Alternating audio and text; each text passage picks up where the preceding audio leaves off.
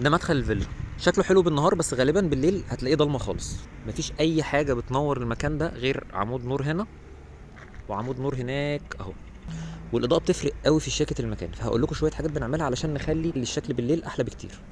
من اول الممر ده يتغير، لكن لو قدرنا نحط مصادر اضاءه كده، حاجات عاليه شويه واقفه منوره لي المدخل بترحب بيا كده وانا داخل، بتفرق قوي.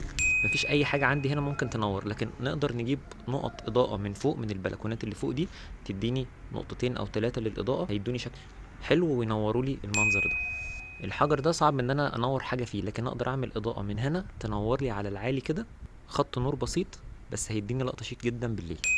وانا داخل كده لو بقى عندي مصدر اضاءه في اليمين ومصدر اضاءه في الشمال، ابليك اب داون بينور فوق وتحت، هيبقى شكله احلى بكتير. لما اجي ابص هنا هلاقي ده هيتعمل جيبسون بورد، وهيبقى فيه اضاءات مختلفه بتنور المدخل بشكل كامل. اكيد لو هقدر اغير السلالم واعمل فيها اضاءات هتبقى شكلها حلو قوي. لو هنا هيكون في قاعده او حاجه غير ركنه العربيه، ممكن جدا يبقى عندي مخرج هنا ومخرج هنا يكون فيهم اضاءه رئيسيه، هتفرق في الشكل العام.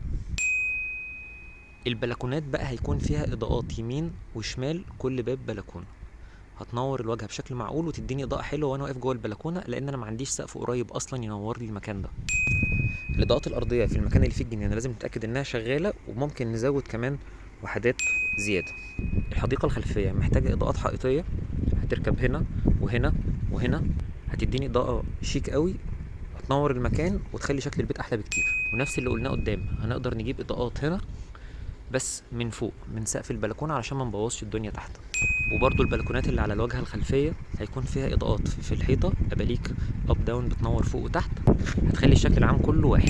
ويا سلام لو عملنا كل الاضاءات الخارجيه دي على سنسور، بحيث ان مجرد ما الدنيا بس تغيم او تضلم بالليل، الاضاءات دي كلها تنور لوحدها، مش لازم حد يفتحها بمفتاح.